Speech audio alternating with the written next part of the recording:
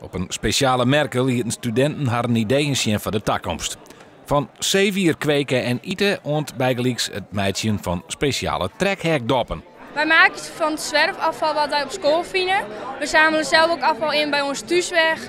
En we krijgen afval van mensen die dus een dop willen kopen. Zo kunnen wij dus van plastic zakken, plastic doppen, alles wat plastic is, kunnen wij doppen maken.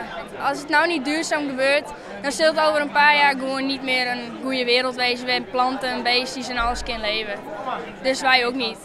Burgemeester Kronen van Ljouwert oorhandigde een cheque van €2500 aan een groepje studenten voor de uitvoering van haar idee om parkeerterrein greener te maken. Concreet onderslag, daar gaat het om. Dwossemens moet onderdeel worden van het DNA van de jongere generatie. We zijn vandaag een unieke actie begonnen met elkaar, met alle mbo- en hbo-scholen hier in Leeuwarden. En als start van een beweging om heel Friesland, 50.000 studenten, mee te nemen in die nieuwe economie die aan het ontstaan is. De beweging moet het komende jaar hield iets meer vorm krijgen. Zo moet dus provincie Takkemier met de 11-wegentocht 2 weken lang zonder fossiele brandstof functioneren. Dat klinkt heel vaak, oh dan moet ik van alles laten, maar dat kan ook op een hele aantrekkelijke manier. Juist meer lol ervan. En ik denk dat vooral studenten dat kunnen bedenken, hoe je er lol van kan hebben.